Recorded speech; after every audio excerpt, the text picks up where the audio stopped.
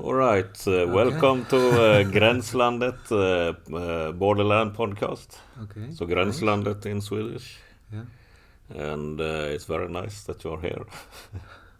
Thanks, Renzo. Yes. And I can start actually a bit with talking about you. Mm-hmm. And you see if it's like Accurate. Accurate. Yeah. Or just made up. Yeah. Yeah, I'm very glad that you are back now. And you've been away for 1 year or something. 1.5 years. Yeah. And for me, you have been here longer than me in Ängsbacka. First time I came was 2013. Yeah, and 2017 was for me, so you're a really long time here. Yeah. And one thing that are in my mind directly when it comes to you is that you are one of the few, maybe the only one actually, that are around my age, a couple of years older actually, but around that, but are still in shape. We haven't let ourselves completely go. No, but that is important, because not important, but it's one thing that I love to be here and train and inspire younger people, absolutely. But what I notice is that people in our age, and we are actually in between 50s and 60s, which sounds very weird to say. Yeah. I don't know, how do you feel about... When I refer to myself by my age, I think of me, the younger guy, and if somebody said, "Oh, that 57-year-old man," I'd be like, "Oh, that old man." And then you hit 57 yourself, and you go, "I'm not old." No, I'm not old at all. It is. Yeah, everything works as it should. And I'm fit and I'm healthy and I have no real aches or pains or anything like that. No. Like you, it's because you look after yourself and then things will look after themselves. Yeah. Yeah, it feels, I thought about it before. And I think this is one thing that I start to talk to you about, because it's a interesting thing that I cannot talk to anyone else about. Yeah. I cannot talk about the 30-year-old person here about how I feel about my age, Yeah.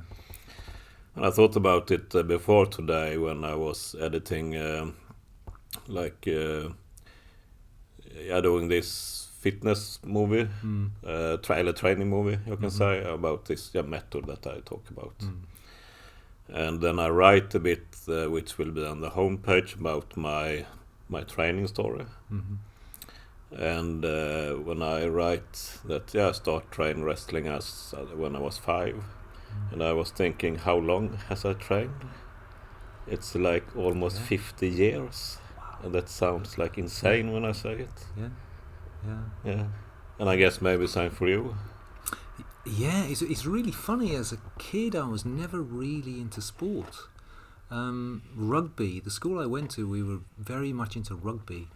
So I played rugby from probably about the age of 11 up until I was about 16. Yeah. And then I did nothing. Well, I did judo from the age of 12. And then I left school and, with exams and college and things like this. And then I started to get into martial arts when I was 19. 19, yeah. Yeah, and then it was after that. I Yeah. really got the interest in understanding the capabilities of what your body can do. Yeah. And it's just stuck with me. Yeah. Yeah, I want to continue with that, definitely, that story. I want to finish my view of you here. Okay. But it's rather accurate first, you think, what I say? Yeah, very much so. And my impression of you is also the yoga, that you are one of the, for me, the greatest yoga instructor. So we have just done yoga together, you showed me. But you are so detailed and so skills in it, so I really respect that. And thank you. Yeah. And also when I talk to you sometime, you tell some fragment of your life that you have been fireman, yoga instructor, massage, and been in different places around the world. And also one thing is that are common also, you are from I guess from working class, Very, working class. very much so. Yeah. Was in Birmingham, Birmingham in Black originally. Sabbath and Judas Priest. My favorite band, Black Sabbath. Yeah. So, no, I'm looking forward to listen to you now about this. Why are you like you are, and what is your life? You can start talk about your upbringing first. Okay. So, yeah, I grew up in a very, very ordinary background. You know, we were working class. Went to a big. When I was 2, my family. I have an older brother in my family, and my older brother. We moved to a big housing estate. It was at the time it was Europe's biggest housing estate. And it was just basically all regular working class families, and that's what it was. Now we are in the 70s, beginning of 70s. 60s. Yeah. I was born 66. 66 when the 8 and in Birmingham. Yes. Yeah. And can you describe Birmingham at that time?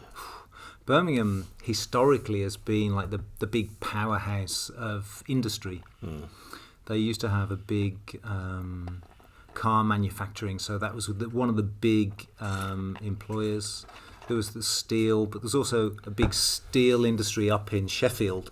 You may have heard of Sheffield Steel. Yeah. You see the stamp on a lot of silverware.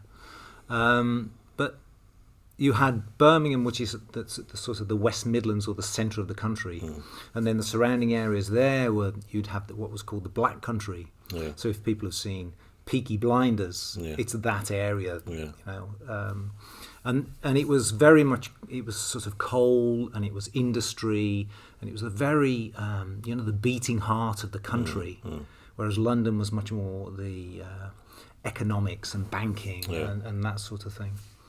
And then obviously as time went on into the 70s, and then the car industry died off. For various different reasons, for different political reasons and mismanagement and things like this. So it caused a lot of sort of privation, a lot of hardship for families that were working in that industry. And it never came back. It was originally, I seem to remember when I was a kid, it was called Leyland, that then became the Rover. Well, it was Austin Rover, then it became Rover. And then I'm not sure who bought it out, but the Mini used to be built in that area, and then BMW bought out Mini, and so there's been huge changes in that general area. And is it accurate that Black Sabbath is from the area? I think Led Zeppelin from outside there somewhere. Judas Priest. Yeah.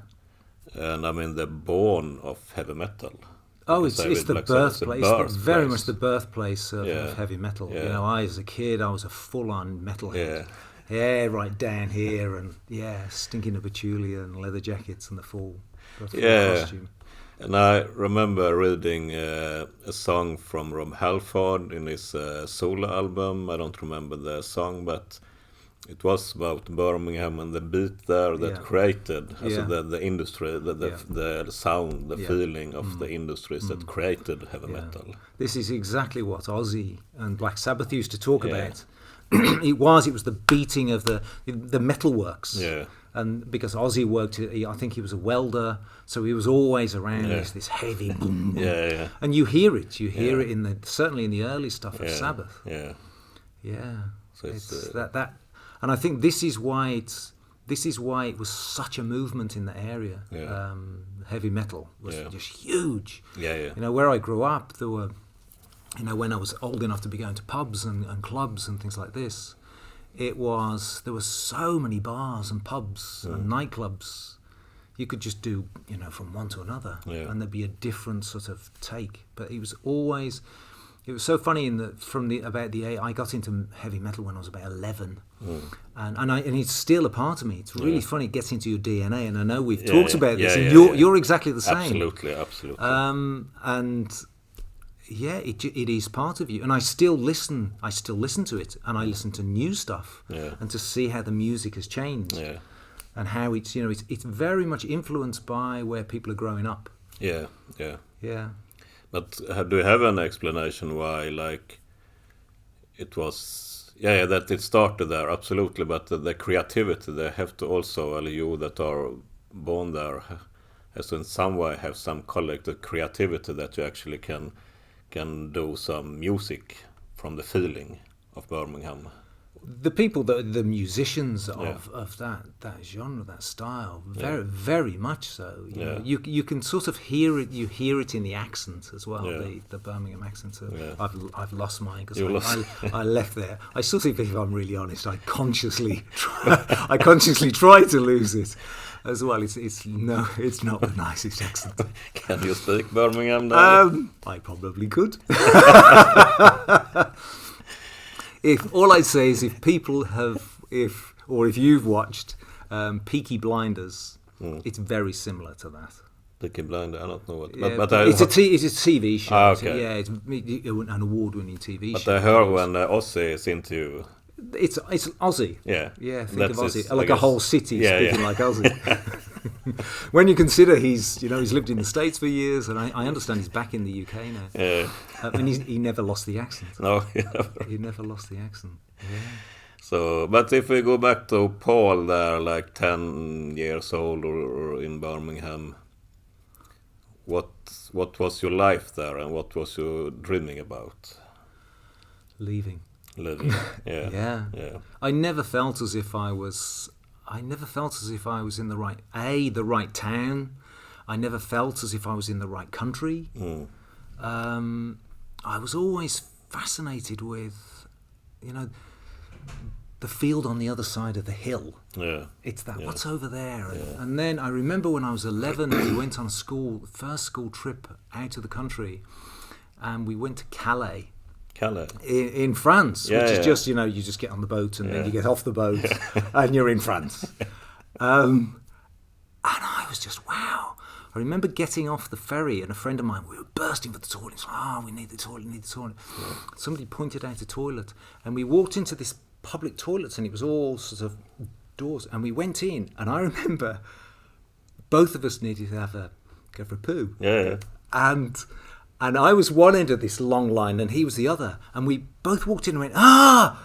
And of course, it was just a hole in the ground. It was in France. We'd never experienced a toilet as a hole in the ground, with just basically bricks that you stand on. Yeah. And that was really, really funny. And my friend came out saying, like, I ran out of toilet paper and I've got shit all over my hands. And it's because we just didn't know what to do. No. It's like you sit down on a toilet, you don't squat in a hole. Yeah. But that caught something in my imagination, and it was just like, this is foreign. This is amazing. And then we obviously went to local cafes and things like this. A whole bunch of kids, having never left like a big housing estate in Birmingham. This was like a big deal. This was a big deal. And I remember it was on the coach, and we were all so excited. And nobody speaks English. They all speak this foreign. French. What's French? Wow. Yeah. And that was it. I was hooked. Yeah. And my whole life has been this. What's on the other side of the field? Let's go and have a look over there. It's still like that. And it's still there. I keep thinking it'll go, and it goes, and then it comes back again, and then I settle for a while. But it's like the metal. It's the heavy metal. It's just in my DNA. To meet people, to talk to people that. Yeah, it's just brilliant. And the more I've travelled, and I've been all over the world. The more I've met people from other countries, I've really come to realise that there is no difference between us. No. We may be different. We may have a deeper tan than somebody else, or you may be whiter than somebody else, or you may be taller or shorter, or we're all the same. We're all the same. Yeah, that's my definite experience also. When I've traveled a lot, but mostly I've done movies in Sweden, and Sweden are like multicultural. So I done movies about like skinheads, MC gang, Islamist, feminist, left extremist, right extremist, and all And of course, the same conclusion that we are all the same. Yeah. It doesn't matter what Yeah. kind. It's just what family or what group you belong to that are separate you. Yeah, yeah. But the core Yeah. of us. What you get underneath Yeah, all of the that. core The is culture the same. drops The longing away. is the same. The dreaming of the same. Exactly. We all want to be happy, and we want the best for our friends and family. Yeah, definitely. So no, that's absolutely. And when did you? Yeah, you had that feeling that you want to leave earlier. So did you like work in Birmingham, or did you leave before? Yes, yeah. I went on to after school. I went on to college and I studied graphic design, and then I worked as a graphic designer at various different agencies, design agencies, ad agencies, in various different capacities. So originally as a graphic designer, then I went on doing more project-based, so more client-facing. And then I was studio managing teams and product managing teams, and that's sort of production-based. But it's not a healthy industry to work in. Like, stress levels are just ridiculous, stupid long hours. And I sort of dreamed of, finding a solution how I could get out of this. Yeah. And I was still doing martial arts, but I sort of got into doing, because of the stress I was under. I had a lot of responsibility in the jobs that I worked with, and I was getting to breaking point. Yeah. And it was like, okay, I need to find some sort of solution. I was doing a lot of kung fu at the time. And that was also, I always have the exercise or body work, or what you call it, like ventile. Did you have it also, like when you did kung fu, that it could keep you going? Oh, very much so. Yeah. Very much so. We've spoken about that the physical embodiment can really have this huge. The link between your body and your mind is so apparent. Yeah. You do nothing and sit on a couch all day. No. You're soon going to feel very depressed. Yeah. So I was using, the physical movements of the martial arts as a way of coping, as a coping mechanism for the shit that I was under at work. And then I started to read about, or somebody mentioned about yoga, and I went to. I was working in a town outside of Birmingham. And I heard of this woman that was teaching yoga in a community centre. And I thought, after work this one day, I thought, right, I'm going to go and just see what this is about. And I turned up, and it was all old ladies. And I was the only guy there. I was 27. I was the only man, and I walked in and I felt really sort of, oh God, this is a bunch of old ladies. Are we just going to do some knitting? And that's it, preconceived ideas. Yeah. And I just remember I walked in and I sat down next to this old lady, and she was probably in her 80s. And she looked at me and she said, "Hello, dear. Oh, it's lovely that you've come. There's never any men come. They never come." And so I'm chatting to this old lady, and then another one starts talking to me, and they're so happy that I'm there. And then this woman came in, and she was just full of vitality and energy, and she said, "Hello, ladies," and then she saw me, and we've got a young man. Oh, this is lovely. And this woman next to me, she said, "Oh, that's I think her name was Ruth, the teacher." And she said, "Oh, that's Ruth, that's the teacher. How old do you think she is?" And I thought, I don't know, she's 52. Yeah. She was 72. Okay.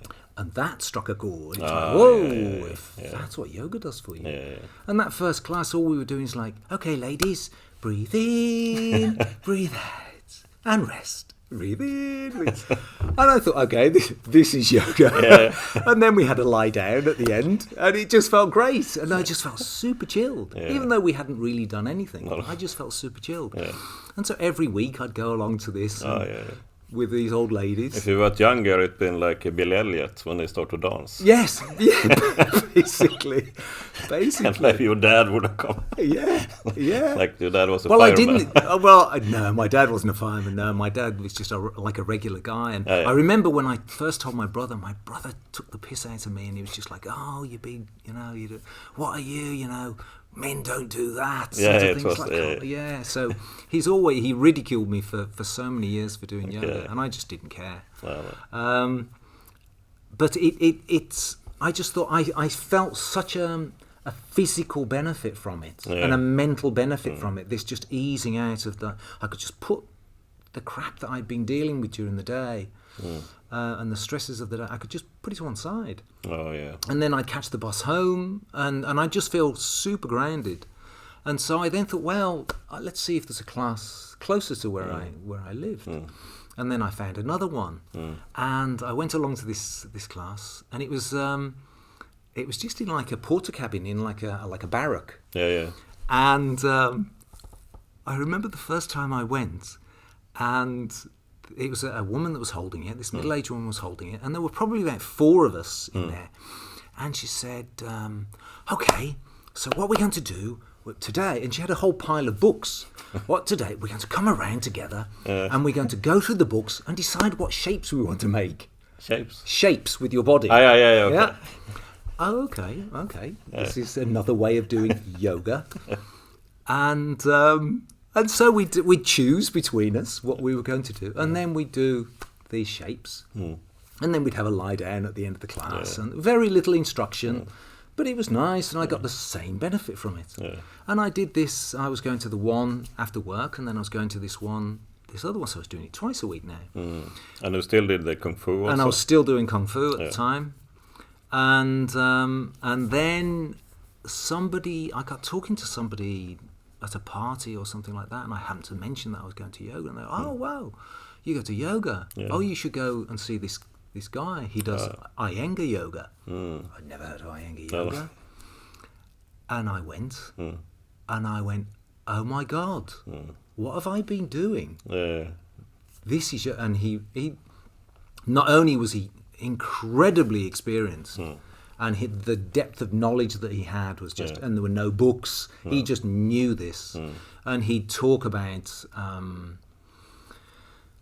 Not only would he talk about the physicality of what you were doing and why you were doing and why you don't do what you do and how you do counter postures for certain. All this was just like mind-blowing. I had no idea of it. But he also started to really talk about the deeper philosophical aspect of what yoga really is. Yeah. Yoga isn't physical. It's not in the greater sense of what yoga is as a philosophy and a practice. And that really made me, this is so much more. And of course I stopped then going to the two that I was going, and I went to this guy for some time, and then I ultimately left. I was offered a job to go and work in Dubai. So that was the first outside England work or working. Okay, so Dubai of all places. Yeah. Well, it was, I'd been traveling a lot anyway. I started to go to India, I think, when I was after going to this Iyengar class, and the man there, he'd studied a lot in Pune and with the Iyengar family, and he said, if you're really interested, you need to go. And he was telling me about different places. So okay, I need to go and see this India thing.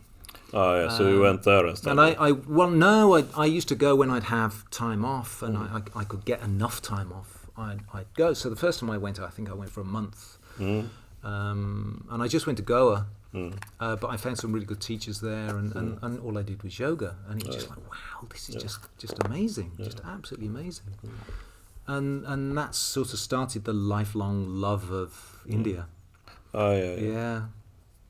But before that, I was when I was 30, I really wanted to get out of England and work away, and this job came up for what I thought was a design agency in Dubai, which when I got there, it wasn't, and it turned into a total shit show. What was it?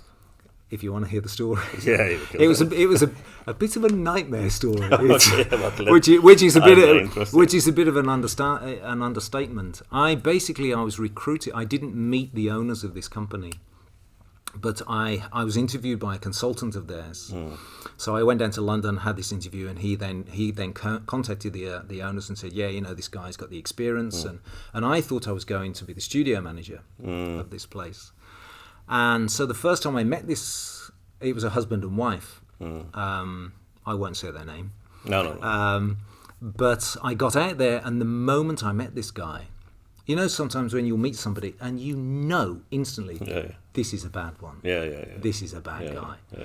And I walked into his office, and he was just sitting, like, writing. He knew I was there, and he had me standing in front of his desk for 5 minutes. Okay. He didn't look up. He didn't acknowledge me, anything. And, of course, all the alarm bells are going off, like, something's off. Yeah.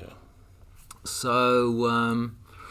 I started working for him, and the agreement that I had been told was the legal agreement that in Dubai everybody works 6 days a week, and you work from 8 until 8, and it's tax-free. Okay. But what I wasn't told was it's not that; it's actually 5 days a week. And if you're brought from outside the country, they're supposed to provide you with a vehicle, and they're supposed to provide you with accommodation as well. That's part of the legal contract.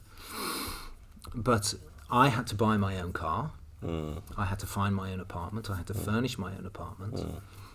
And of course, over time, I got to know people, and you're talking. I made friends, and they were going, "You what? No. That's not the case." They said, "You need to find yourself another job." Oh, yeah.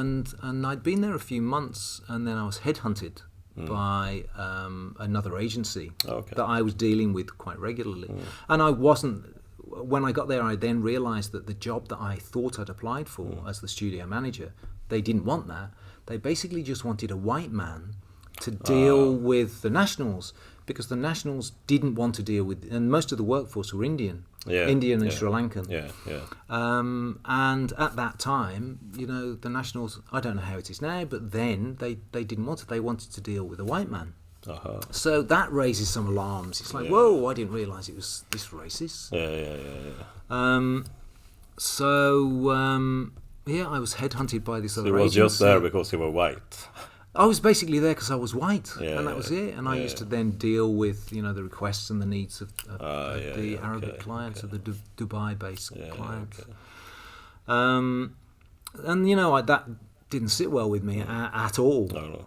And... I got this phone call one day from this other agency, and they said, we'd like to, what are you doing for lunch? Would you like to come and have lunch with us? We want to put a proposition to you. So I went along, and they said, and it was basically an interview for a job. And then the interview ended, and they said, well, we'd love to offer you a position. And it was going to be 5 days a week. They provide me with accommodation, they provide me with a vehicle, and they provide me with 2 flights home, more money. And they were really, I just got, I'd been working with them for a few months anyway, and I got a sense they were a good company. And they said, this is subject to the contract that you've signed. And I said, well, I haven't signed a contract. And they said, everybody signs a contract. No, I've signed no contract. So they said, great, okay, when can you start? And I said, as soon as you want me. And so I said, I'll go back now and I'll resign. I'm ready to leave. This isn't where I would go. So I went back after this lunch appointment and said, look, hey, this isn't working for me as it is, and so I'm leaving. And he went, you can't do that. And he opened his drawer and he pulled out an Arabic contract. He said, you've signed this. Well, what is that? And it turned out that the second day I'd been working at this company, they had a PRO, an Arabic PRO, which is, he basically does all the paperwork and the visas and the health things. I had to have an AIDS test and all sorts of things at the time. And he'd come onto my desk and he'd put all this paperwork. And I said, what is this? Oh, visa. He didn't speak English. Visa. And he was just lifting up the corners for me to sign. And one of them was this contract. And of course, then all shit broke loose. And when I bought my car, because at the time, because they didn't give me a car, I had to have a car, and I couldn't get a car without a loan. So I'd managed to get a loan. But it was guaranteed. But the ownership of the vehicle was owned by the company, because I couldn't own it until I had the visa. And so this I nearly said his name then. He said, "Well, I'm having the car. I'm having the car off you, and you've now got to sell the car to clear the loan on the car." So okay. So I then started to look around, and just after I bought this car, it was like, I don't know, a month later. It was a big Jeep Cherokee, a big 4-litre four-wheel drive. Everybody drives four-wheel drives over there. And Chrysler Jeep had brought out a brand new model at a reduced price with a higher specification. So the second-hand value for cars had just fallen through the floor. And nobody wanted to buy this car.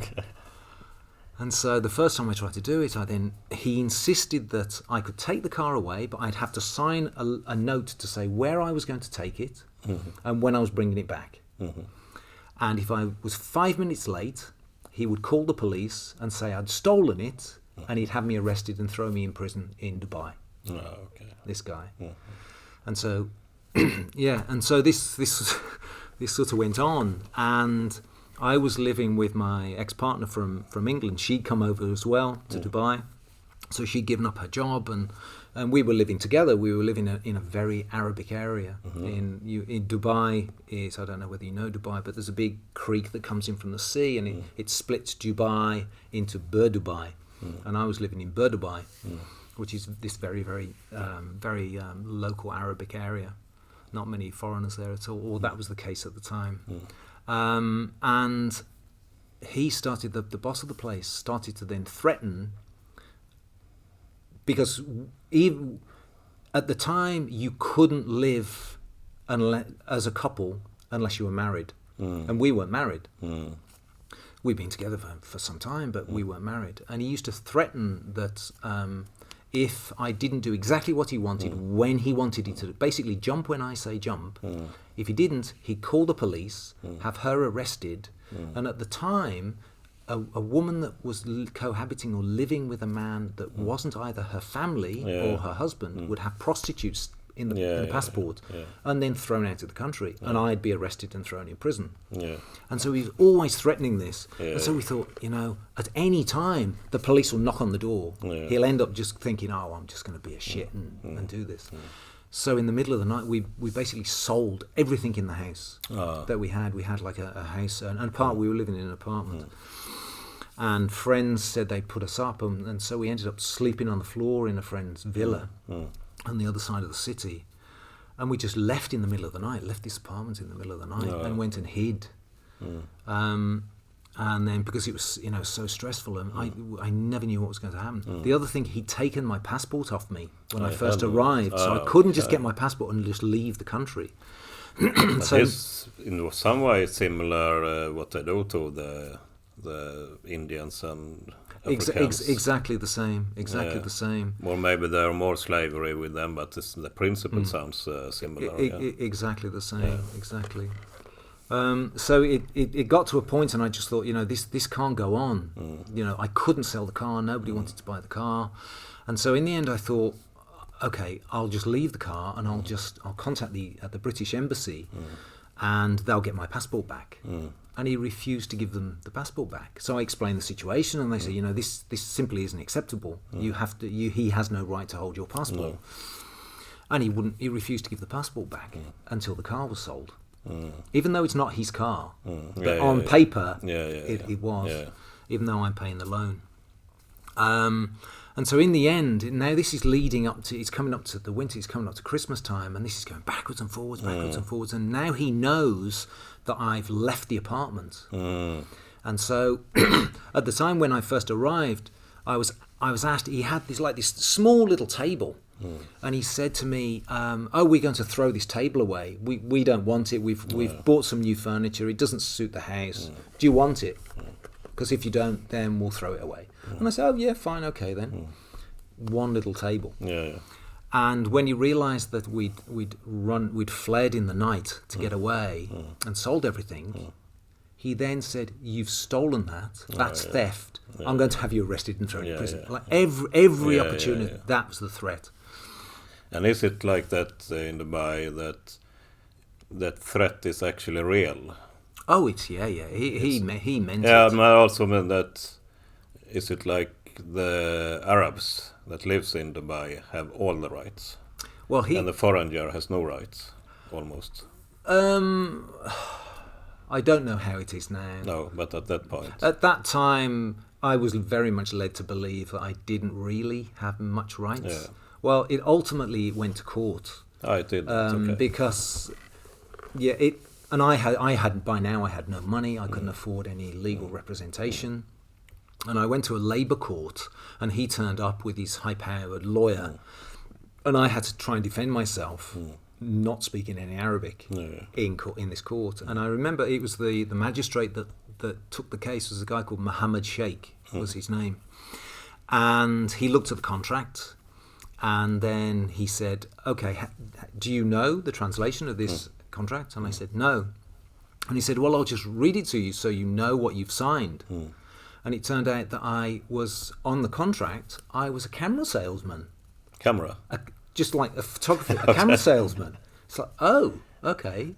And he said, according to this, that you'd agreed that you would work 6 days a week. And I said, well, this is what I was told. And anyway, they had basically broken every rule that you possibly could, that he was supposed to, because I'd come from outside the country, I was supposed to have been given accommodation. I was supposed to have been given 2 flights home a year. I was supposed to have been given a vehicle. And of course, when he heard all this, he said, you know, you are in the right, but due to Sharia law, and I don't know whether this is the case now, but this is what he said, what you sign is, you have, according to the law, you have understood what you sign, even if you can't understand.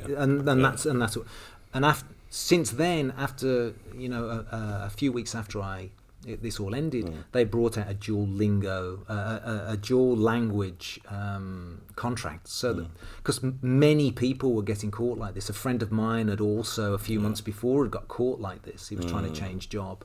And at the time he said to me, make sure you signed a contract. Well, I haven't. It's absolutely fine. So this all went to court, and basically I was told that, no, we're revoking your work visa. You can't stay here. You're going to have to leave.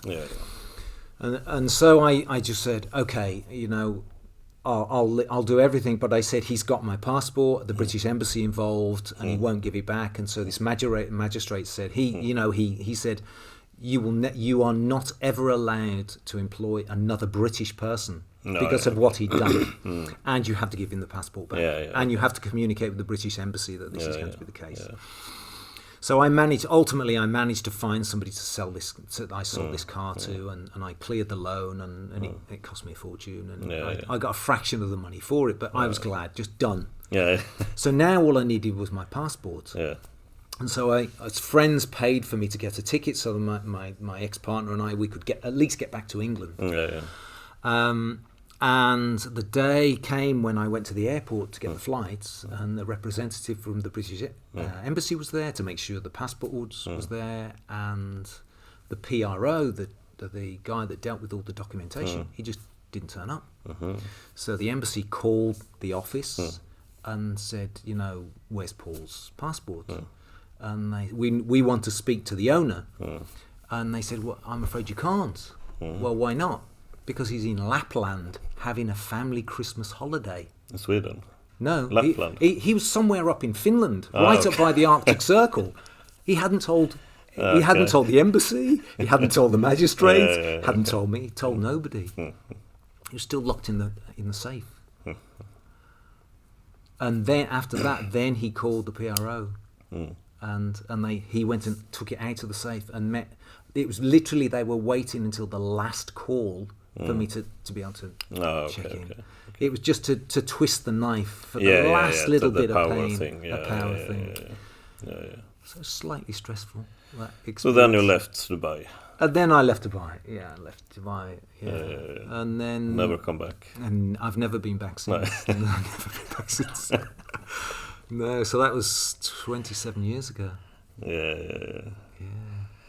Okay, so after that story, what happened then?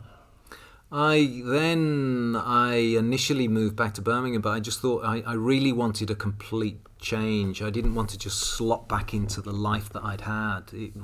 As bad as the experiences in Dubai had been, I still craved. I still didn't feel it was my home. No. Birmingham wasn't my home.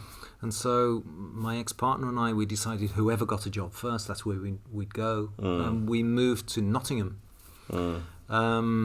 And I then got a job at a small design agency just outside the city, and worked there for several years. And then from about 30 until I was about 34, I worked at various different design agencies. And what was it? Was it closer design or?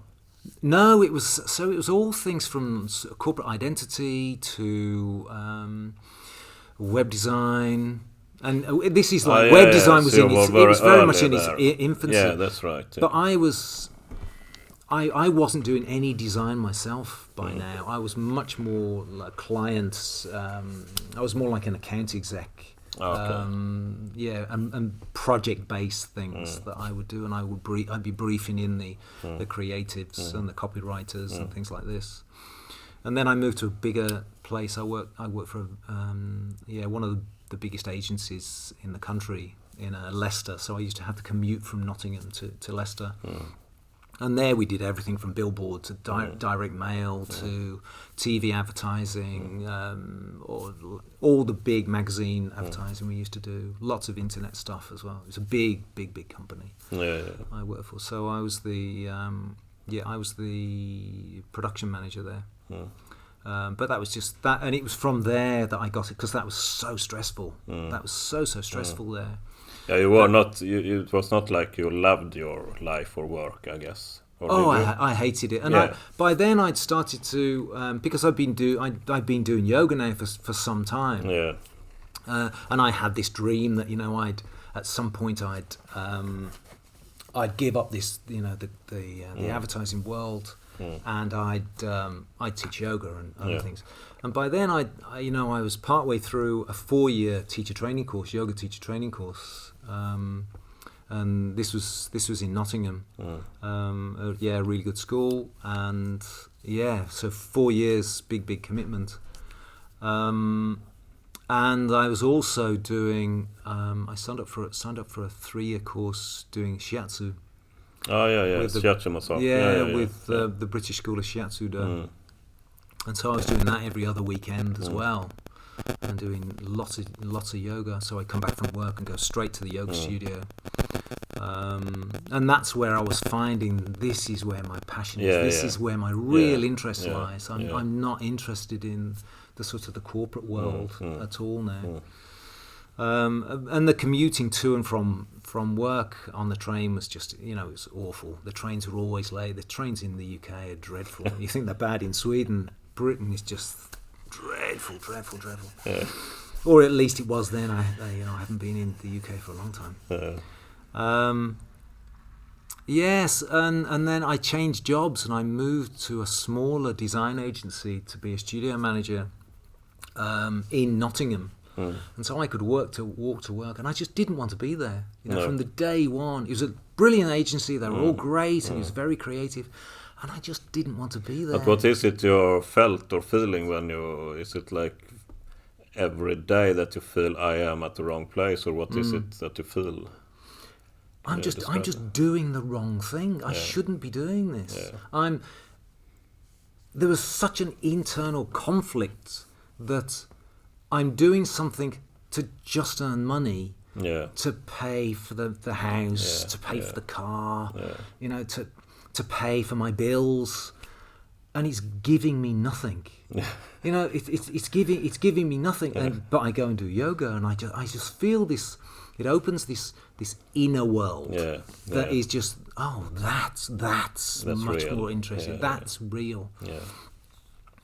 And I was, as the shiatsu went on, part of the training, you have to then start to offer free services to start to work on more and more bodies. Yourself from massage, you need to get the practice in. And I was just finding that the connection that I was having with people was just it really touched me, and it really I just found it. so fulfilling to see the benefit that people would get. And shiatsu is very traditional. Shiatsu is it's all clothed, so it allows you to really move people around, and you're not using oil at all. There's different forms, and you can use oil, but it allows this freedom to really move people around and really connect with them. Because it's very pressure point based, and you can hold and you can really sink into where they're at, and you get a very strong connection with somebody. And it just felt so real. And I know we've spoken about this. No, I can definitely relate both to the body. Of course, we are all similar there with the like body awareness, or like every day the body is so precious. I mean, also that is like almost life. Not almost, it is life. It is. The connection, the presence with the body is the same thing as life almost. And also the connection when you work with other bodies and other, not just bodies, but emotions and everything is also a deep connection with another life. So definitely. For me, I would always, if it was a really deep connected session, you would feel the unity. This is two people, but it's actually one. It's that, and you must have. I know you've experienced it. Of course, I know it. Of course. So it was. I just wanted to explore more and more of that. And I a few years before, I'd started to really, from the yoga, explore more and more of the deeper philosophical way of looking at reality and looking at our place in reality and shedding this idea of concepts and this sort of thing. And that was pulling me more and more. And I started to go on, initially just short little meditation retreats for like 1 or 2 days. And then I started to do longer ones. And I got involved in the Buddhist center when I lived in Nottingham, and I started to teach yoga there. So backtracking slightly, this small agency that I work for, that I didn't want to be there. I went into work one day. I'd been there for about 3 months. And I went into work this one day, and as you walked in the entranceway, the conference room was on the left-hand side, and then you had the stairs to go up to the studios. And I was walking to go up to the studios, and I looked, and all the directors were in there. And, Paul, could you come in? And we'd like to talk to you. Okay, and I went in, and they just cut straight to it, and they went, okay, we're going to fire you.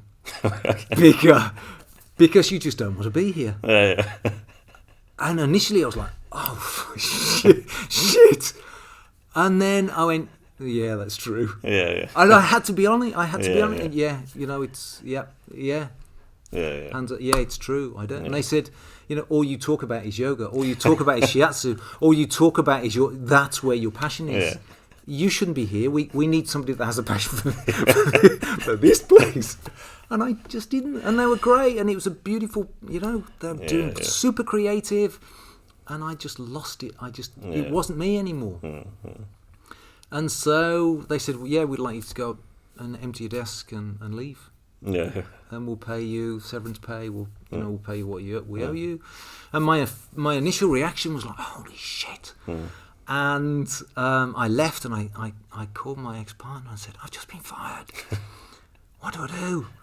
I said, after this call, I'll get in touch with the recruitment agency and see if I can get another job.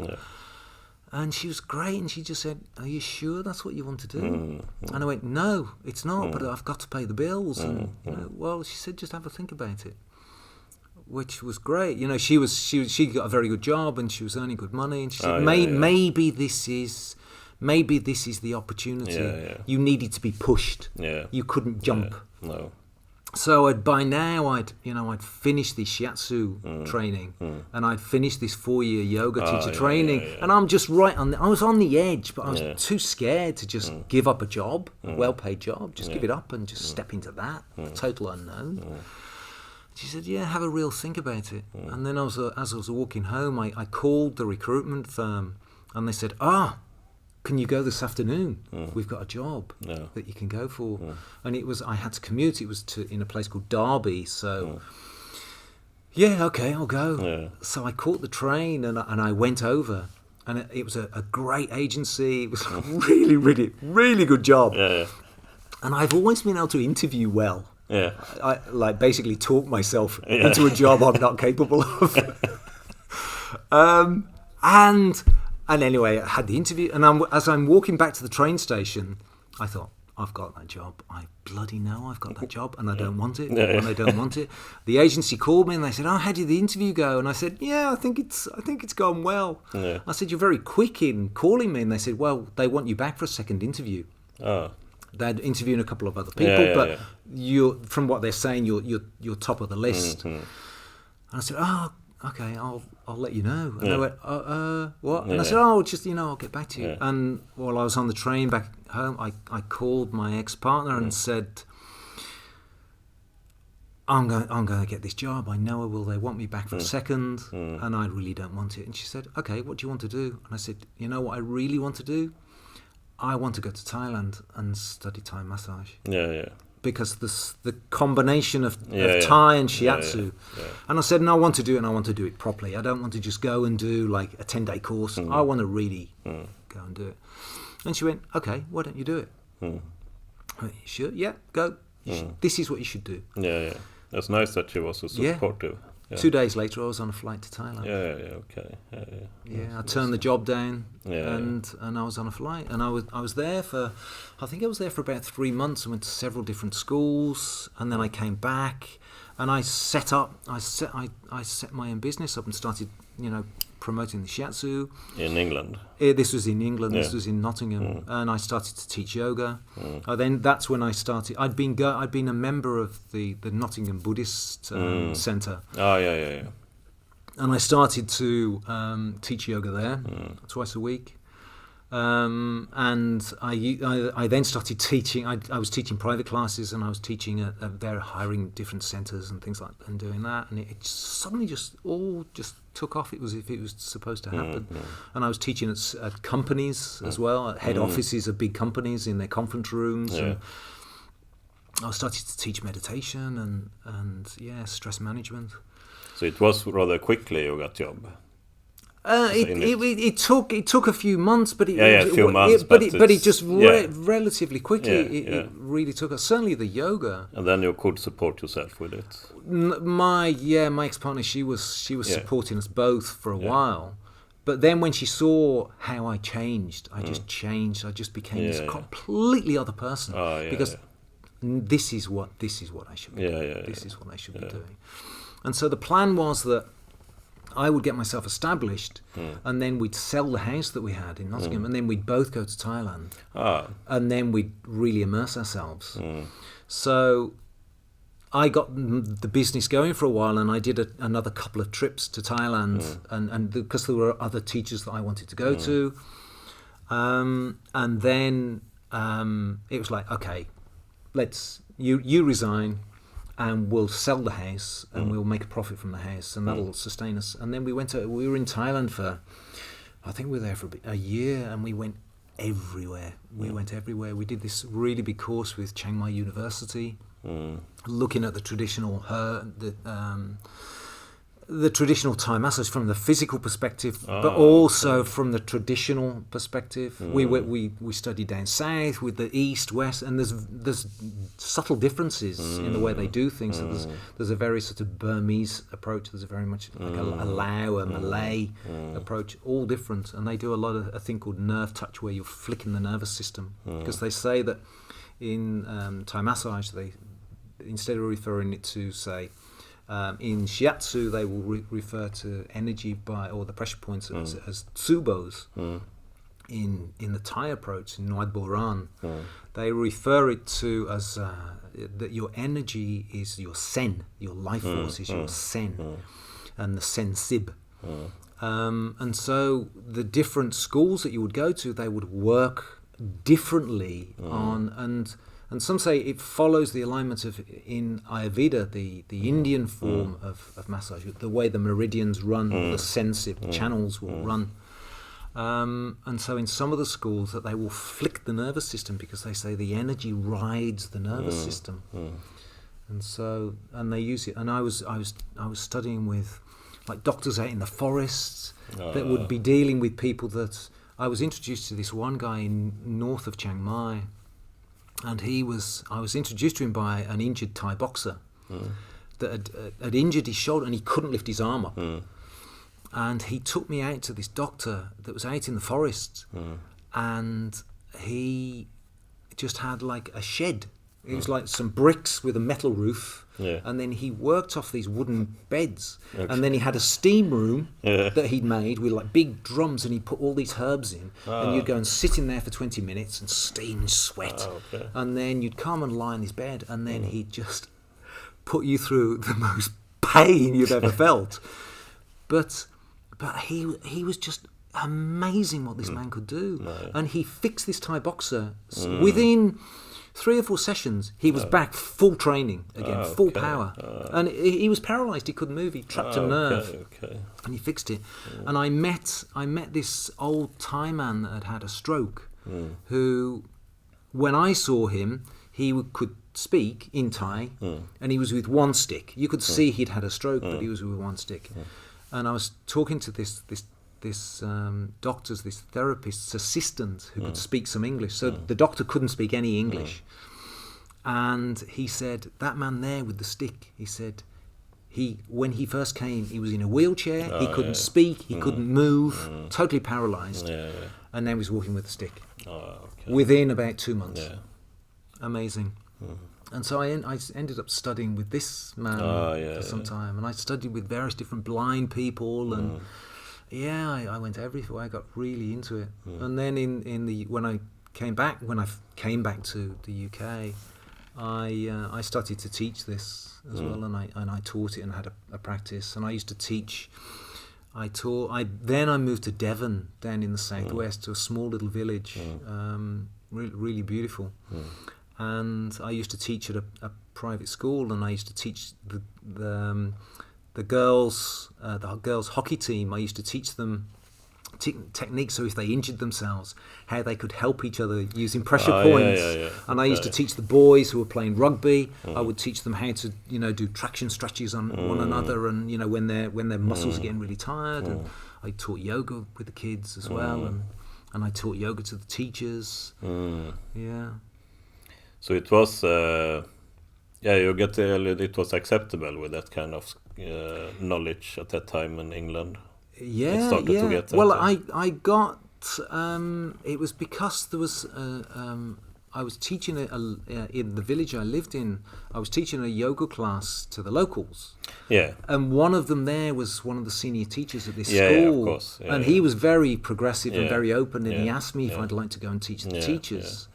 So I did, and that's how I then started to teach the kids. And I taught there for about 7 years. 7 years? Yeah. That's a long time. Okay. So there, so that was your work then for 7 years in. And I taught privately as well. I'm much in the end. I much preferred to teach privately. It's yoga was traditionally taught teach it to pupils. So you look at the individual. This concept of a big class was just.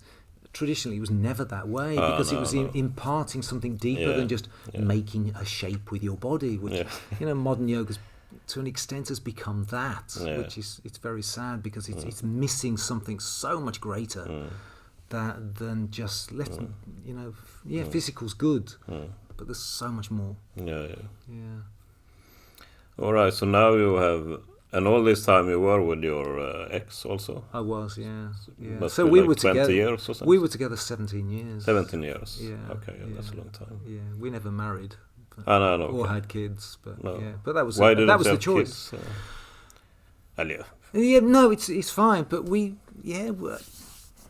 for myself, I can say I think it was because I was selfish, and I felt for me to have a child when I still hadn't finished with this. The world is such a big, amazing place. You want to explore. And I still want to go and explore and meet people and learn and expand and become this person my full potential, if you like. Mm. Yeah. But while I was in Devon, when I first moved there, a local carpenter that was doing some work on the house said to me this one day, he said, "Oh, I'm so happy today, I've passed my exams." And I said, "Oh, exams in what?" And it was to join the fire service. Yeah. And that's sort of, yeah. And I said to him, "Oh, that's funny. When I was 19, I applied to, when I was in Birmingham, I applied to be a firefighter, a brandman. And I couldn't get in because I didn't have enough lung capacity." Okay.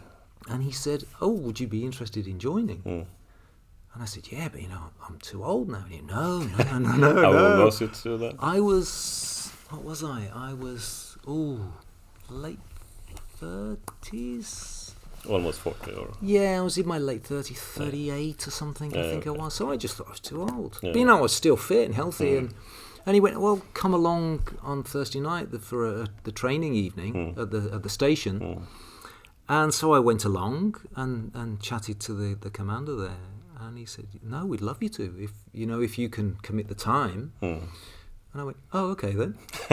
And so now suddenly I started the training to be a firefighter. Okay.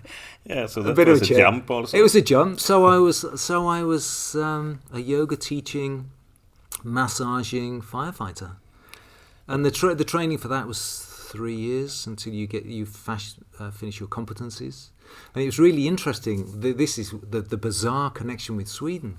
That the brigade that I worked for, which was the Devon and Somerset Fire and Rescue, they had a partnership with the Swedish fire service. Because back in the 90s, from what I understand, Sweden lost a lot of firefighters through, going into mostly wooden buildings and then getting consumed by fire, because there's a real science in the way that fire will move through a building. And the Swedish government at the time decided, well, this isn't acceptable. We can't lose firefighters in this way. So we're going to put funding into really exploring and understanding the behaviour of fire. And my brigade at the time, I must have read something and thought, we want to get involved in that. So they joined this partnership so we had, outside my training centre, the Devon and Somerset Training Centre, is a Swedish flag flying. Okay.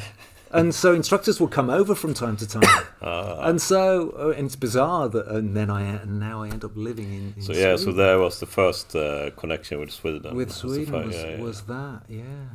And so I went with the fire service. I did my competencies and I learned to drive fire engines and put out fires, go into buildings, cut people out of cars, and all of that. Ultimately I ended up becoming. I didn't really want to, but I ended up becoming an officer. I ended up becoming a crew commander.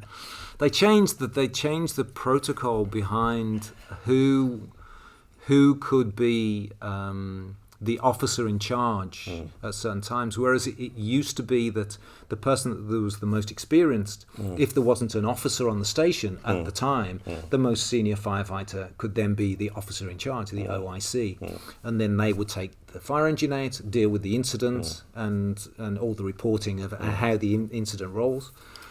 And then the brigade decided, no, because of health and safety and because of the need to be able to manage training needs and understand that and have the right psychological makeup as a manager as well as an incident officer, you had to do a training. So most of the old guys that had been in my station went, "I'm not doing that.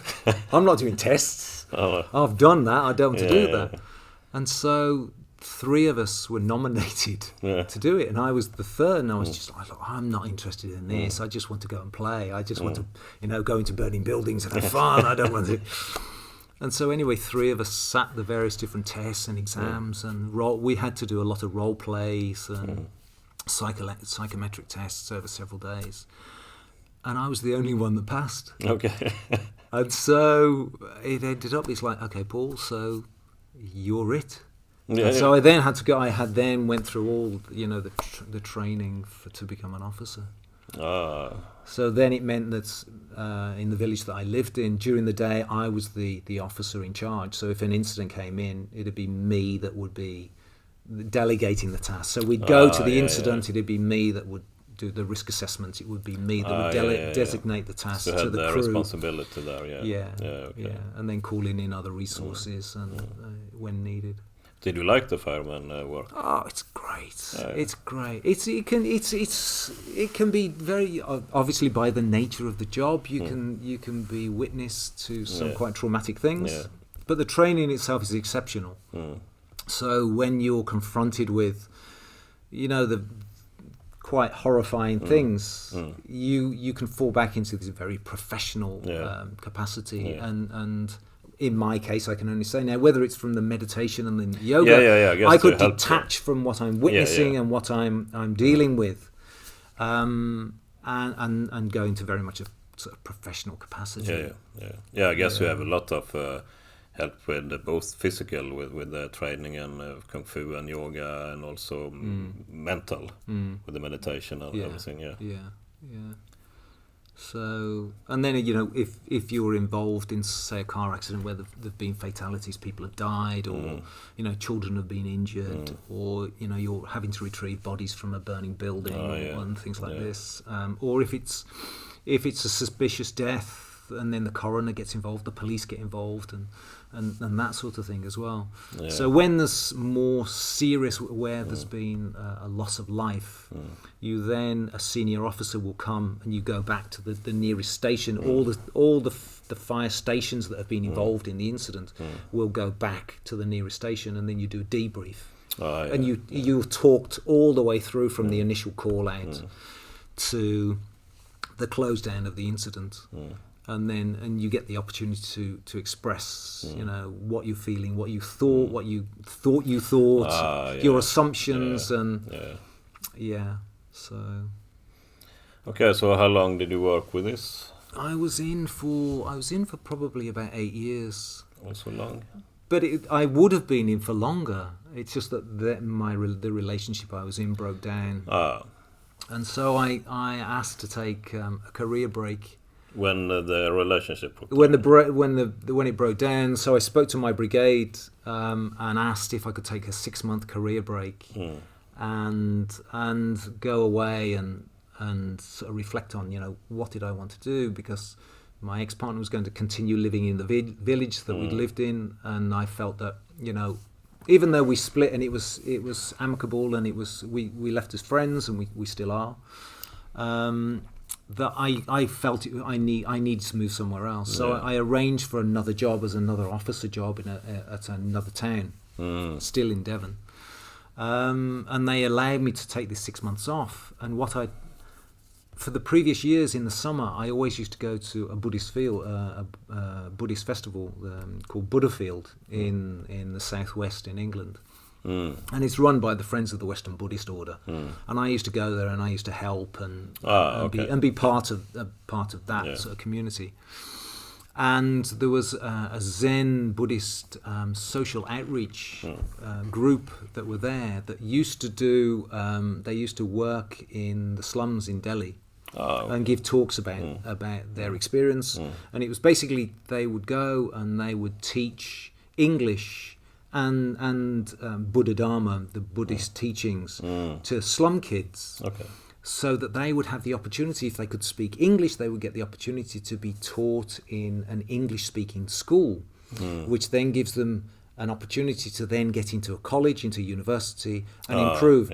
And so these are often the Dalit class, the untouchable class, the downtrodden class. That's they're living in slums. They have there, The whole caste system is it's supposed to be have been outlawed in the 70s, and it really isn't. It really isn't. It's still very, very unfair. And so I contacted this organisation when I was said I could take the 6 months, and I ended up going and living in a slum in Delhi with a Buddhist nun, and going round on a cycle rickshaw. We went to 5 different slum areas around Delhi, and we used to teach slum kids up on the rooftops in these slums, teaching them English and play with them and and then teach them some of the stories of the Buddha. And yeah. So how old was it when the relationship broke down and when you went to Delhi and worked? So I went to Delhi, this was 2011. We are there now. Yeah, it was 2011 when I went. Yeah. So around 45 or something? Or? Yeah. It must have been... I must have been about 45. Yeah, 45. And then I got very, very sick while I was doing this because, you're living in a slum. Yeah. And I was eating a lot of street food and trying to mix with the local people, and we'd eat in it used to break my heart that we would teach these kids, and then the family whose house that we were living in, and these house, very basic house, they felt so honoured that we were trying to help the kids and in the wider group, and there'd be Muslim kids and Christian kids and and Hindu kids, everything, as long as they could have a note to say it was okay that they could have Buddhist teachings as well. And the poor people, they don't care, they just want their kids to have the best best opportunities they can. And so as a thank you, they would then give us their food. They would cook for us, and it'd be like dal and rice, and we'd be sitting in their house eating their dal and rice, looking at the children, knowing that we're eating probably their food for a week, and they'd keep forcing food on you. I'm sorry, I'm so full, I'm so full, but they give you like tap water from the local tap. So we were drinking this as well. And I got very sick, very, very sick. To the point that I just thought, well, if I stay here, this could go horribly wrong. And so I had to leave after a few months. I just said, hey, I can't carry on like this. I'm very, very unwell. Yeah, and I left, and then I travelled around India, and I ended up down in the south of India at a Zen meditation centre, a place called Bodhizendo, in a place called Cartwright Canal. And it was like a silent retreat for a month or something. And every morning I used to go and do yoga up on the roof of this centre. Beautiful, beautiful centre up in these coffee plantations, and so beautiful. And then the day the silence broke, this guy came up to me and he said, every morning I've seen you do your yoga, and he said, you should go to Ensbacher. And he was an English guy. Okay. And as if I knew what Ensbacher was. And obviously, and then he told me what it was. And I remember this was in the February. And I thought, oh, wow, okay. So I wrote to Ensbacher to say, this is what I do. And originally I was going to work in the healing circle. And then I went to the Buddhafields. I went back to England and I went to the Buddhafield festival. And I stayed at my ex's house, and because we were friends, and I said, look, I'm going to come here, and then I'll go to the Buddhafield festival, and I'll clear some of my stuff out, and then I'm going to go to Sweden to this place called Ensbacher, and I came to just be a volunteer for Tantra, and I ended up staying like 4.5 months. And then after that, I went to, and I met a Swedish woman I fell madly in love with, and the connection was made then with Ensbacher. Okay. And what was it you liked with Ensbacher when you came here? Well, did you stay here? My initial response, because I arrived for the Tantra festival. Because I'd come from this Buddha field, where a Buddha field festival is just it's amazing, and everybody's so chilled and supportive, and they have permaculture, so they talk a lot about climate control, climate issues, and they talk about sustainability as well as deeper spiritual inquiries. And they do Tantra and they do circus and all this. So I'd come from that space, and then I arrived to Tantra. And all the sexual energy that was going on here, for me, was just like, what the fuck is going on? What? People just all over the place. And I just thought, this is mad. Yeah. Yeah, you come from a completely other tradition. Oh, completely. It couldn't be any further away. Yeah. But there was something in it. There was a joy and fun. And fun. And so after I got over my initial British conservatism, it's like, oh dear, this isn't cricket. Where's the tea? It was just fun. And as I say, I met somebody and I fell madly in love, and that was it. Yeah, I was lost to Ensbacher. Yeah. Yeah. And then you'll be back and forward here for now. So after that, I went back to it. I'd arranged to go and I was working on a yoga teacher training course in Rishikesh, outside Rishikesh, and I was there for 7 months doing that, and then I came back here, and then I lived here on site, doing various different roles, for probably about 1.5 years, or something like that. And I've just basically been going backwards and forwards. I tried making a life in Malmö, but I just couldn't get a job because, though I understand quite a lot of Swedish, my recall is dreadful. I just can't. When it comes, somebody asks me a question in Swedish, and it's like, I understand you. I cannot think of the words to. No. So to try and find a job in Malmö was just impossible. But. You know, you said 2011 you came here. 13. No, 2013 I came here. So it's 10 years this year. 10 years this year, yeah. When I was walking up the road the other day when I came back from Thailand, I was just reflecting as I was walking up, and you see the big yellow house. Yeah. And it's just like, wow, where did those 10 years go? So much. I've experienced so much here. So many highs and lows and in betweens. Well, I mean, last time before you left, you were rather, but many was there's a Corona time, but you were rather low or bitter. Not bitter. I just felt I was what just. What are you doing with your life? I can relate to that. I can feel it a bit now. Also, I have to do something new. So this was really part of the reason when I left. I got an opportunity to go back to, because there was another time a few years ago when I went and worked in Thailand, and I was working at rehab centres in Chiang Mai, just outside Chiang Mai. Rehab? Rehab, like drug rehabilitation, addiction centres. Okay. So I started to do that because I'd been studying coaching and with the meditation background, and I was teaching like a mindfulness program. You did that now this time, and I was doing it this time as well, but for a different centre. Okay. So that's what you have been doing in Thailand. In Thailand, not all the time. Okay. And I'm really into the whole crypto movement, so I've been doing crypto trading and other. That's where I've been getting my income through trading, and working with people with addiction. And how come you come back now? You come just for 1 week ago, or a couple of days or something? Well, I haven't been back to England for probably about 8 years. Yeah. And though I speak to my parents every week, it's through a video form.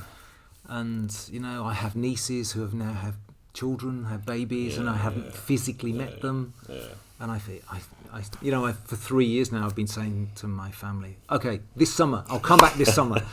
And then I don't want to. And this is the bottom line. I have no desire to go back to England. I have no connection. I left because I didn't feel it was my home. Yeah. And so I'm going back, and I'm looking at how to reduce the amount of time I'm there. So I'll probably be there a week, and I'll see some friends, and I'll see my brother and his family and my parents. But do you feel that is any place your home? I would like to say yes. And at times, I've really felt Ensbacher has meant so much to me over the years, with all its challenges, and that's what makes it what it makes it. It really pushes your buttons and triggers you and provokes you, and it also holds you, and yourself. You've lived here a long time. But it reaches a point. and you go, it's time to move. It's time to do something new. Yeah, yeah. And that's where I'm at. It's what's the new thing? Where am I going to be pointed to go now? But is Thailand also a home, or I feel very Chiang Mai? Chiang Mai. I've been going to Chiang Mai for so long now, and I've got very close friends there. I feel it's really funny. As soon as I arrive, I feel very at home. You know that in Chiang Mai? Really at home. Okay. I love being warm as well. Yeah, but being here now, the spring, the spring season, it's beautiful. Yeah, it is. So spring and summers and autumns are lovely in Sweden. I love Sweden. I love the Swedish people. It's you can think about living here also. Yeah. I'm with a new partner now, and she's lovely. She's Swedish, lives in Copenhagen, and so we're trying to find a way of how we've been together now for nearly 4 years. And it's how do we make this work? So What could you think about working as a fireman in Sweden? Well, I would love to. You would love to? I think it'd be great. But all my professional competencies are now out of date, and not only would I need to have very, very good Swedish, because so much communication is over the radio. So you need to be very, very clear in your communication on an incident ground. We can't. And then I have a question, because when I listen to you, you are very, you learn everything in detail when you learn things, whatever it is. You've been expert in it. And how come you don't learn Swedish when you've been there so long time? Is it a resistance to? Well, I've really thought: is it that? Is it a resistance? Is it because somehow I will then be forced to commit to being here? I've reflected on this, and I don't think it is. No. I'm dyslexic as well, which doesn't really help. Now I don't know whether that is the thing that makes it so difficult. But I guess because you can learn so much other stuff if you really want to. But I understand. I have a lot of things that also, that I don't do, even if I maybe have the capacity. And something is stopping me. Yeah. So I was just curious. No. I've been very open with myself about why after all this time hasn't it happened? It doesn't help living here in that's right. Everything's in English. All the meetings, management meetings we have is English, documentation English. That's right. That could be. I don't think it's so good actually. Also for me, I don't care so much. But if I think about you and other people that've been here a long time that are non-Swedish, that one day wake up and shouldn't I be learning Swedish? And of course it would be easier if we sometimes talk Swedish here also. Yes. Yeah. So it's interesting, people that have lived here on site and then have moved into Malcolm. The ones that have moved into Malcolm are the ones that have then committed to learning Swedish. Yeah, like Harris and so on. Yeah, that's right. That's right. Yeah, that's right. So, but how? Yeah, you're back here, and how does it feel now to be back in Ängsbacka? It was really, initially for the first couple of days, felt very strange. It's 1.5 years I've been away, and then to stand on the cafe steps and meet all these. There's lots of new people I don't know, and so there's always new faces. But there's also a lot of people I know here. And to hug people and go, it's so lovely to see you, what you've been... And nothing's changed. Some of the decorations changed. You're still here. You haven't changed. Still do the training and the filming. And, there's something lovely in that. But for me, who has been away and just experienced all that I've been doing, and I came from 39 degrees. I was walking the beach, at night and just swimming and just baking in the heat and training a lot, doing a lot of training. And then to go from that to this, and for a while, my head was just like, wow, have I even been away? What has happened? Did I sort of dream that in some way? It's like when you leave here and you're then in the tropics. It's like, was I really? And it really plays with the head. It's as if you're two people that have to catch up with one another. Yeah, exactly. I'm waiting for me in Thailand to catch up with me in that's Sweden. Right.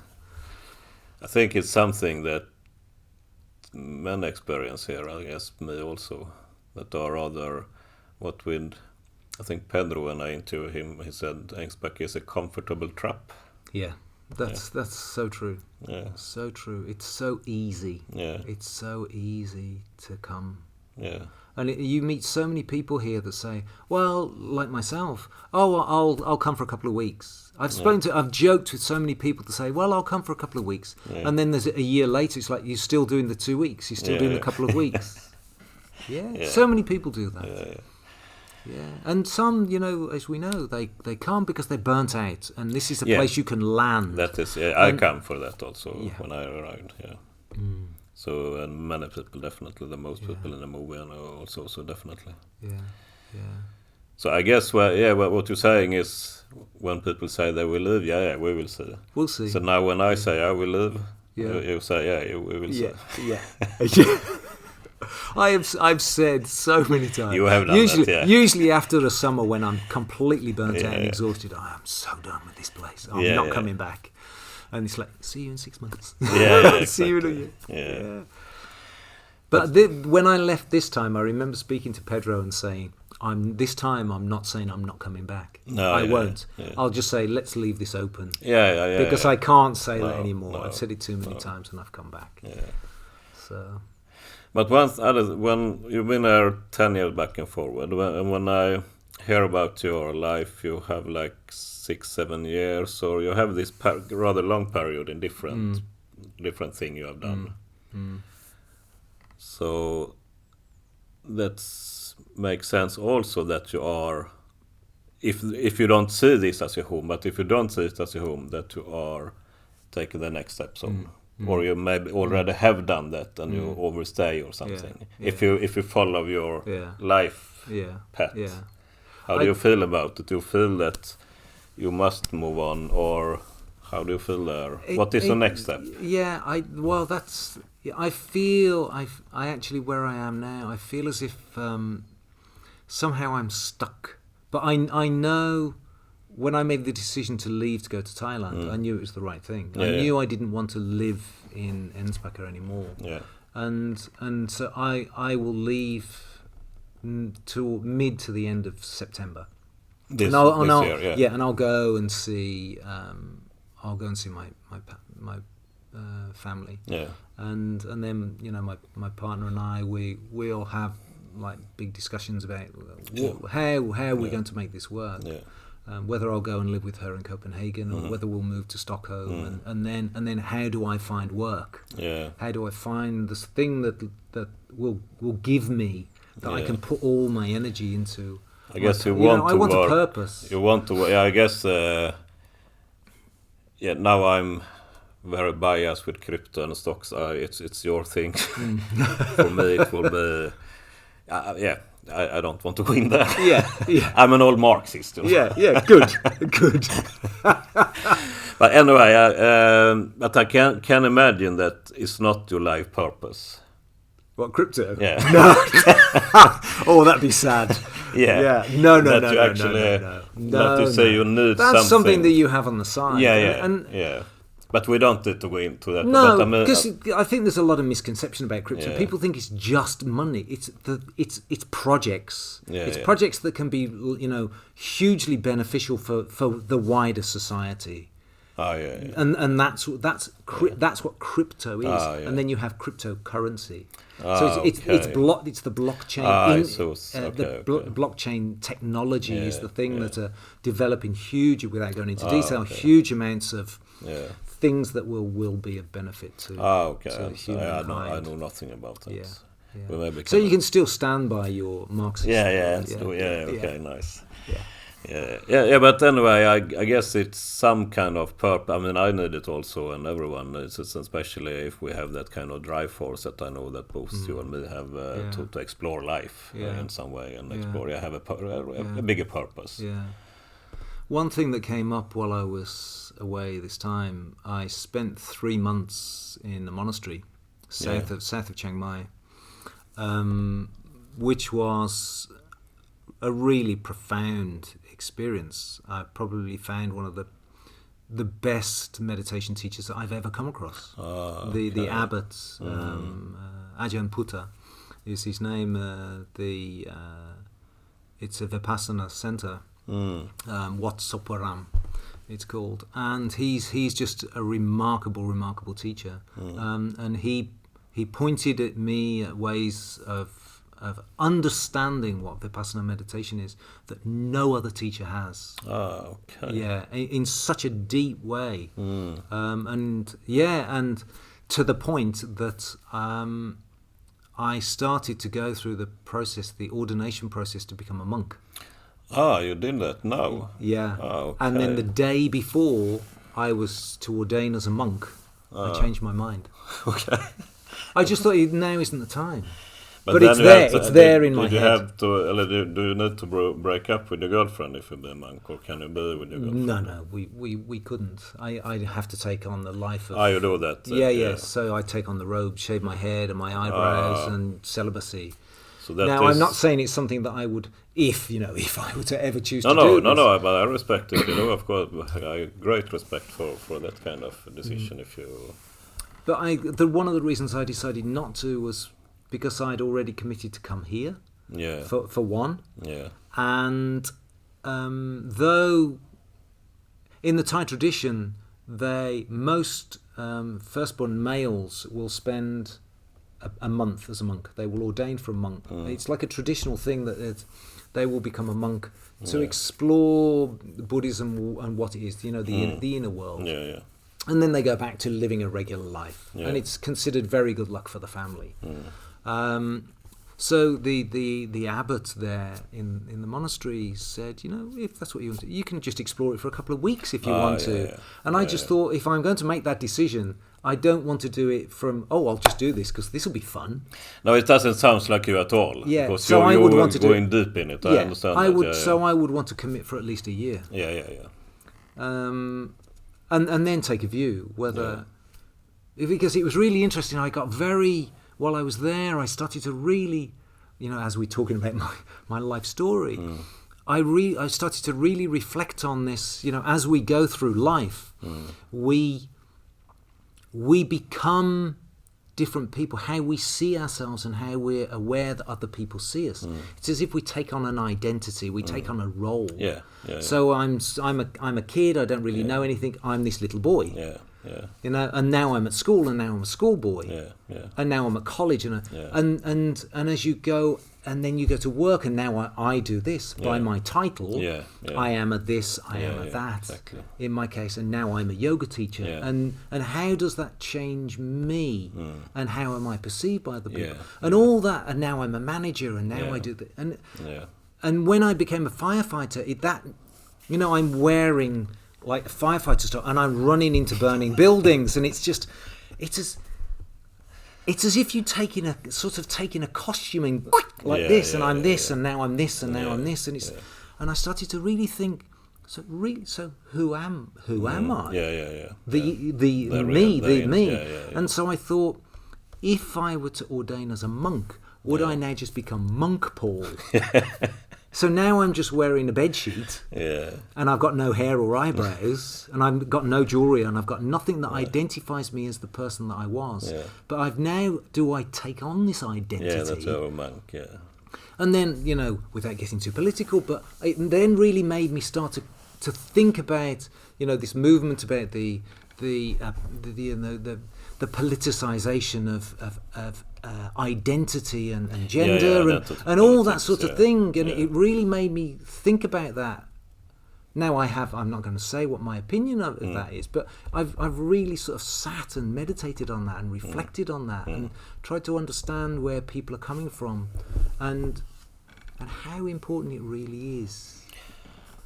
For people it's such polarities on this topic. Yeah, that is. Yeah, I guess we have similar views about that, but also how important it is with identity because also I think in the individualization of the Western world. Yes. Yeah. That we are individuals. Yeah. And then we have to identify us. It's not like before when we was more in tribes or a family and we didn't need to identify us as a whatever color or gender or non-gender or whatever it is, you know. Because for me it just keeps coming up. So what are you then beyond your pronoun? Even if you're just saying a man or woman, without all the pronouns that are around. So is that it? You identify by that pronoun, by just this, like the clothes that you wear, the group that you associate with, that you adamantly want to protest for, and it's just like so. Who are you inside? Isn't it better to reconcile the person you are inside? Exactly. I agree 100%. Yeah. So I really sort of sat with that, and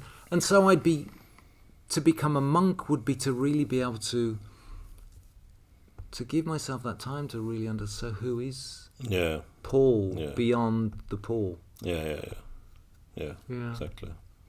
Yeah, and it was, and two of my friends that are at this monastery, I have a Russian friend of mine has now ordained, and a German friend of mine, she's ordained as a nun as well, and so it's okay, so they've done it. So it's a bit working in you, this thought. It sits there. It really sits there in me. This real curiosity. Yeah. And I think it's just this evolving. So what is this? Yeah. Really, exactly. What is this that we experience, that we perceive as life, and the tragedy of life, the happiness and the family, and if I can somehow get more clarity on that, it's really interesting. The monks that I spoke to there, and certainly this Ajahn Buddha, he would say, the highest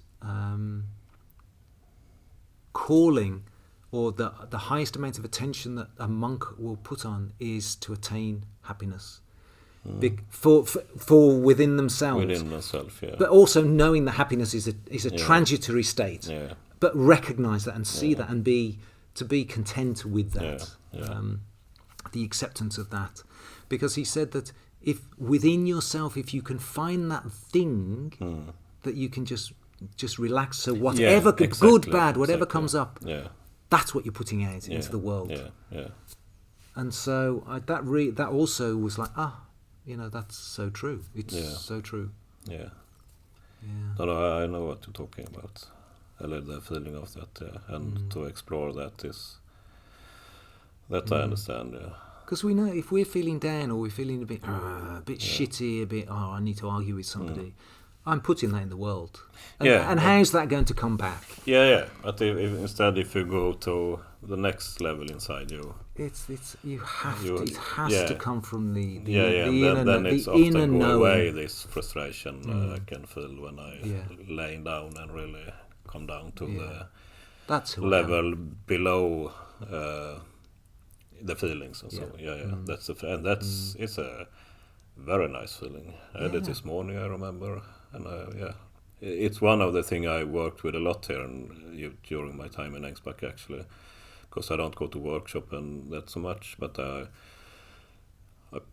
practice, or what to say, by myself to this non-thinking. It took a couple of years, and start to notice that when I train, when I massage, when I do stuff, then now I'm not thinking anything when I massage and I train. And then I notice, but I'm not present in between. So I'm very present when and now also when I do I'm present, but in the between I'm not present. The journey between, if I walk there, or so it's like bubbles of presence and bubbles of non-thinking, and also some kinds. But these are these higher states of mindfulness. Basically, what you're talking about is mindful awareness in the present moment. It's so interesting that, and I not have the time before Ängsbacka to think about that. I mean, I can, or think or don't think about it, but when I go to, that's the one practice for me. So every day I go to have my cardio, I go to Coop, or to the gym. And when I am present, I don't think I walk. I can see stuff and so. But after a while, when I walk halfway, when I start to feel some frustration in me, then I noticed, okay, my brain is start to moving here without I have noticed that the brain are moving around here again. And I know that it's just meaningless babble. Yeah. I know that if you, I can definitely understand and respect if you will explore the monk life or what you say, the inner life. 100% explore it. Just very curious. Yeah. So it was such I've been meditating for so long, but that experience there was so profound. And that's also one amazing thing, that when you say that, you say it with so passion, and that's for me like life and no age. I mean, it doesn't matter how old you are. Age is I mean, many people that go be older, if we end where we started with that, like you talk about what you did before, and then I had this experience and like that. And for me, it's so crucial. Exactly what you said there. When you say now, when you're 57 or 6, that you have experienced something new, and that's life. Very much. Yeah, that's life, and you can do that whenever, and really see a new thing to explore. That is like life. Yeah. I remember reading or hearing many years ago somebody saying that you should try and learn something new every day. Doesn't matter how tiny it is. Yeah. To keep the spark of curiosity. Yeah. Because otherwise you age inside and outside. Yeah, exactly.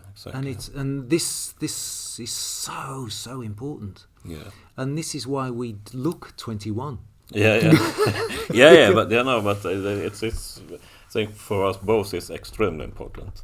I couldn't live any other way. No. When I came here 2017, when I was outbound and also tired of, I had succeeded. I have done all the stuff I wanted to do in my life. I didn't know what to do more because I have done everything I wanted to do. And then I said to myself, if I don't find the passion to live and explore again, I'd rather kill myself.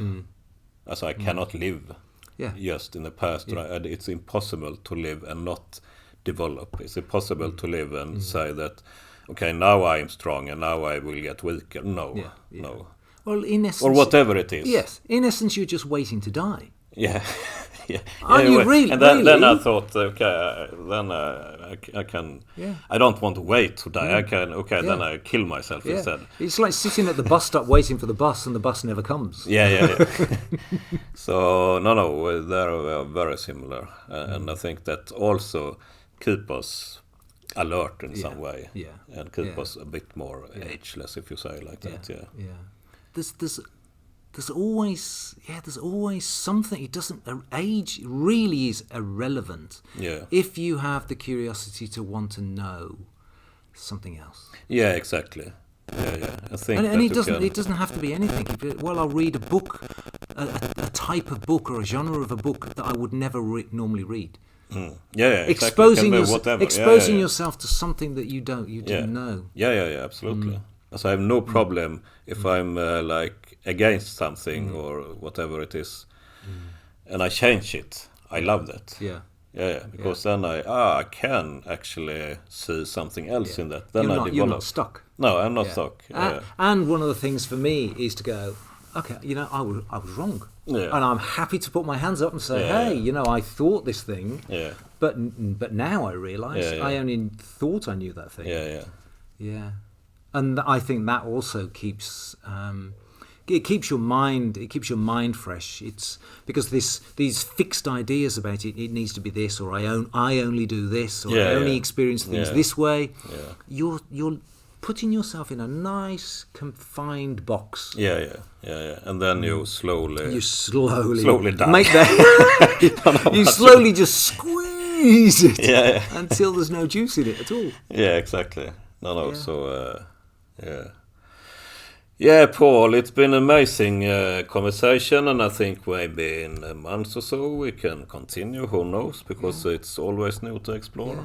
Yeah, great. So, but how do you feel?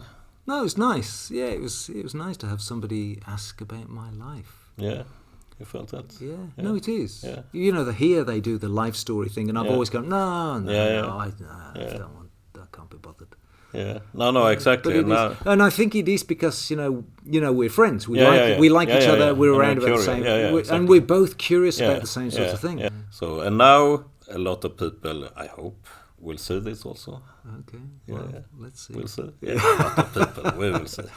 We'll see. Yeah, but it was really nice, Paul. Thank I get you, to know you. you more also, and I love that. Yeah, because I think same. you're a really interesting person. Thank you. So, yeah.